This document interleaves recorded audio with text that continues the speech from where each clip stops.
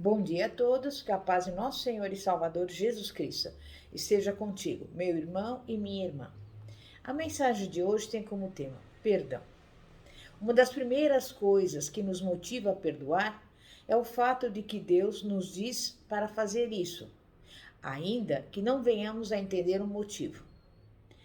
Quando vivemos dentro da vontade de Deus, a nossa vida é sempre muito melhor do que seria se seguíssemos a nossa própria vontade. A obediência a Deus é a melhor coisa a se buscar, porque ela sempre acrescenta paz, alegria e poder à nossa vida.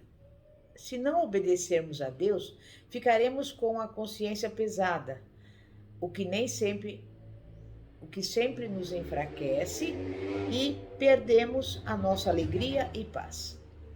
E eu pergunto, você está furioso com alguém nesse momento? Nesse caso, por que você simplesmente não obedece a Deus e perdoa essa pessoa para poder prosseguir com a sua vida cheia de paz, alegria e poder? Satanás usa a falta de perdão contra as pessoas mais do que qualquer outra coisa. Ele a usa para separar e dividir, para enfraquecer e destruir, e para impedir a nossa comunhão com Deus. E esses são apenas alguns dos efeitos devastadores de quando nos recusamos a perdoar. Como sabemos, a obediência é o tema principal da palavra de Deus e precisamos deixar que ela seja também o principal em nossa vida. Nossa obediência deve começar nos nossos pensamentos, porque esses pensamentos se tornarão os nossos atos. Por exemplo, embora os irmãos de José o odiassem e o tivessem tratado de forma cruel, ele foi obediente a Deus no que se refere ao perdão. Ele sabia que a vingança não era dele, mas de Deus. Ele confiou em Deus para fazer com que as coisas que ocorreram naquela situação ruim colaborassem e cooperassem para o bem. E foi exatamente isso o que aconteceu. Embora José tivesse vivido muitas circunstâncias infelizes e injustas, ele era alvo das bênçãos de Deus. O favor de Deus repousava sobre ele, assim como repousa sobre qualquer um de nós que faz da obediência a Deus algo importante na vida. Mesmo após ter vivido muitos anos como escravo e passar 13 anos na prisão por algo que não havia cometido, ele ainda se recusava a ter uma atitude amarga. Finalmente, Deus o colocou em uma posição de autoridade e poder durante o tempo da fome. E justamente nessa época, quando seus irmãos o procuraram em busca de ajuda, ele lhes disse: Agora, pois, não temais. Eu vos sustentarei, a vós e aos vossos filhinhos. Assim ele os consolou e lhes falou ao coração. Gênesis capítulo 50, versículo 21. Se pararmos para refletir a esse respeito, ficaremos impressionados com a atitude de José. Podemos ter a aspiração de nos comportar da mesma forma quando chegamos à conclusão de que as pessoas são más e a vida é injusta. Por que deveríamos perdoar e ser bons com as pessoas quando elas nos trataram mal? Porque Deus disse para fazermos isso. Não precisamos de nenhum motivo além desse. Os irmãos de José conviveram com medo e a agonia durante as suas vidas, ao passo que José tinha paz, alegria e poder. Então eu te pergunto, quem foi a vítima e quem foi o vencedor? A princípio, poderia parecer que José era a vítima, afinal, seus irmãos o venderam a mercadores e escravos. Mas, na verdade, ele alcançou uma tremenda vitória quando foi capaz de passar por aquela situação terrível e sair dali um homem melhor do que era antes. Os seus irmãos acabaram sendo as vítimas do próprio ódio e inveja. Quando José tomou a decisão de perdoar, ele fez um favor a si mesmo que o beneficiou pelo resto da vida. O apóstolo Paulo, por exemplo, passou por muitas provações enquanto tentava ajudar as pessoas pregando o evangelho a elas. Ele esteve na prisão e depois foi julgado por crimes que não havia cometido. A Bíblia diz que no seu primeiro julgamento todos o abandonaram. Ninguém ficou ao lado dele e ele deve ter se sentido terrivelmente solitário, o que poderia ter facilmente gerado amargura em seu coração. Afinal, ele estava sendo julgado por tentar ajudar exatamente as pessoas que o tinham abandonado. Segundo Timóteo 4, versículo 16 a 17. Mas Deus ficou ao lado de Paulo e o fortaleceu. Mas isso não teria acontecido se Paulo se recusasse a perdoar e tivesse se tornado amargo. Um espírito que se recusa a perdoar nos separa de Deus. É claro que Deus nunca nos abandona, mas a luz não pode ter comunhão com as trevas. Portanto, bloqueamos ou impedimos o prazer de termos a sua presença em nossa vida, quando nos recusamos a perdoar. Entretanto, Paulo experimentou verdadeiramente a presença de Deus em sua vida, porque foi obediente. Paulo também afirmou que foi liberto da boca do leão, ou seja, de Satanás, operando por meio de pessoas más que o acusaram e procuraram lhe fazer mal. Obedecer prontamente, perdoando qualquer pessoa contra quem tenhamos alguma contenda, nos dará poder e autoridade sobre Satanás. Paulo disse às pessoas em um de seus ensinamentos para perdoarem a fim de impedir que Satanás tivesse qualquer vantagem sobre elas. 2 Coríntios, capítulo 2, versículos 10 e 11. Será que Satanás tem alguma vantagem sobre você? Ou sobre alguém que você conhece devido à falta de perdão? Nesse caso, é possível corrigir isso de forma imediata, simplesmente qualquer pessoa contra quem você tem alguma questão. É hora de perguntar: você está guardando rancor ou o rancor está dominando você? Os 12 discípulos que viajavam juntos tinham de perdoar uns aos outros frequentemente por ofensas reais ou imaginárias.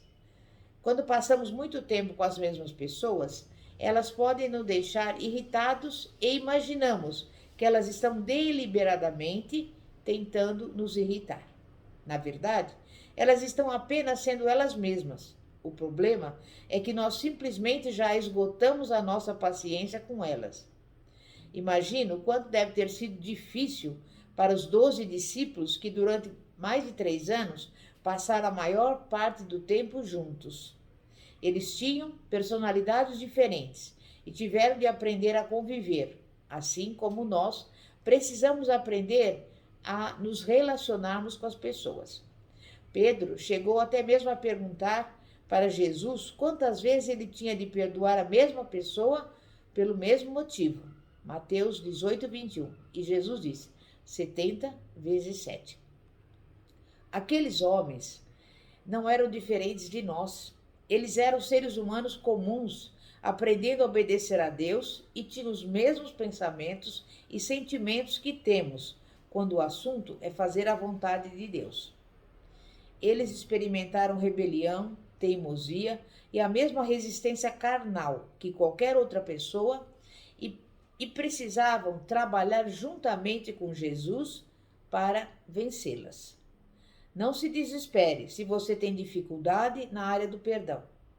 Deixamos de ser capazes de amar as pessoas quando somos tomados pela ira e nos recusamos a perdoar. Pode ser algo difícil de aceitar, mas assim como sua raiz, a falta de perdão, é egoísta, porque tudo se resume à maneira como nos sentimos e ao que foi feito a nós. Quando Deus nos diz para perdoarmos os nossos inimigos prontamente e demonstrar misericórdia a eles, parece ser a coisa mais injusta do mundo. Mas, na verdade, Deus sabe que é a única maneira de superarmos a dor e desfrutarmos a boa vida que Ele está aguardando para nós. A Bíblia nos ensina a nos revestirmos do amor, Colossenses 3,14. Ela, na verdade, diz, acima de tudo, com que vocês se vestirem, revistam-se do amor. Essa frase significa simplesmente que isso é algo para o qual nos preparamos e que fazemos deliberadamente. Assim, planeje perdoar diariamente qualquer pessoa que possa te magoar. Não espere algo acontecer para depois ficar lutando contra os seus sentimentos. Disponha sua mente e mantenha-a predisposta a viver uma vida de amor. A nossa fé não funcionará se em nosso coração nos recusarmos a perdoar. A fé funciona e começa a agir por causa do amor.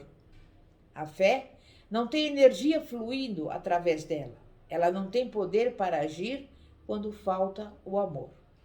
Devemos aprender que quando as pessoas fazem o mal, na verdade, ferem mais a si mesmas do que a nós. Que essa verdade encha o nosso coração de bondade e paciência para com os outros. O preço que pagamos para nos mantermos atrelados aos nossos sentimentos de amargura definitivamente não vale a pena.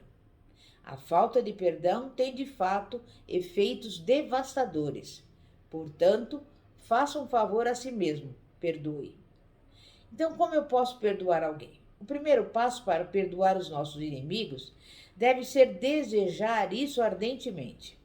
O desejo nos motiva a passar por qualquer coisa que seja necessária para atingirmos um objetivo.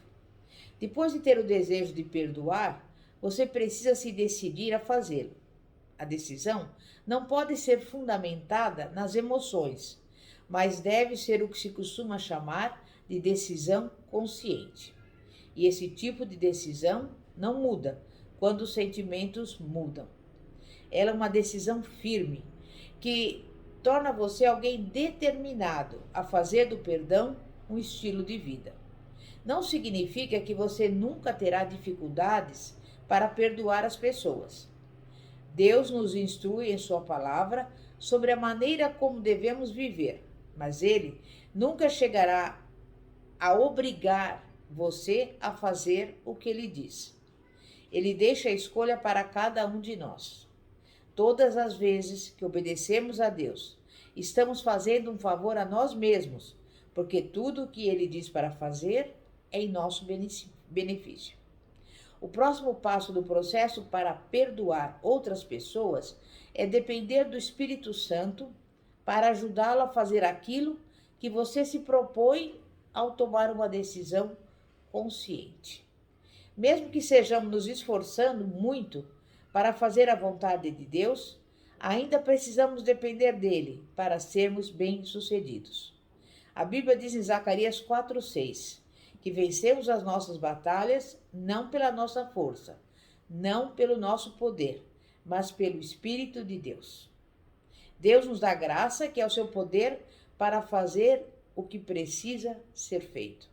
Em seguida, Deus nos diz para não apenas orarmos pelos nossos inimigos, mas para abençoá-los e não amaldiçoá-los. Não devemos pagar mal por mal ou insulto por insulto. Em vez disso, devemos orar pelo bem-estar deles, por sua felicidade e proteção, e verdadeiramente nos compadecer deles e amá-los. Ninguém pode nos fazer mal verdadeiramente se obedecermos a Deus e colocarmos a nossa confiança nele. Eles podem ferir os nossos sentimentos, mas Deus está sempre pronto a nos curar. E o último passo no processo do perdão é entender como suas emoções reagem a essa coisa toda de perdoar os outros. Resumindo, elas ficam fora de controle. As emoções têm vontade própria e, se não forem controladas, elas controlarão a si mesmas. Se formos controlados pelas nossas emoções, Satanás terá controle sobre nós. Então, decida-se agora mesmo. Perdoe. É momento de oração. Santíssimo Deus e poderoso Pai, Pai de nosso Senhor e Salvador Jesus Cristo, nós te louvamos e te agradecemos. E nesse momento liberamos perdão para os nossos inimigos, para aqueles que nos ofenderam, para aqueles que nos maltrataram. Porque é a tua palavra que nos declara para fazermos isso, e nós o fazemos deliberadamente. E neste momento também eu quero pedir que o Senhor visite as pessoas que estão doentes, o Senhor vá ao encontro daqueles que possuem alguma enfermidade, repreende todo mal, toda doença, dá saúde física a essa pessoa. Também envia a provisão a essa pessoa que está passando por necessidades. porque a tua palavra que diz suprirá cada uma das nossas necessidades. Vai ao encontro também dessa casa, desse lar, repreendendo toda briga, toda contenda, toda divisão, toda gritaria. Mas coloque nessa família a união, a harmonia, a paz que excede todo entendimento e principalmente o amor. Que o amor do Senhor seja derramado sobre os nossos corações. É o que eu lhe peço e desde já te agradeço, em nome de Jesus. Amém e graças a Deus. Pastora Fátima, da Igreja Evangélica Apostólica Poder de Cristo, situada na Avenida Ouro Fino, 2212, Bosque dos Eucaliptos, São José dos Campos. Que a paz do nosso Senhor e Salvador, Jesus Cristo, esteja contigo. Glória a Deus, aleluia. Amém e graças a Deus.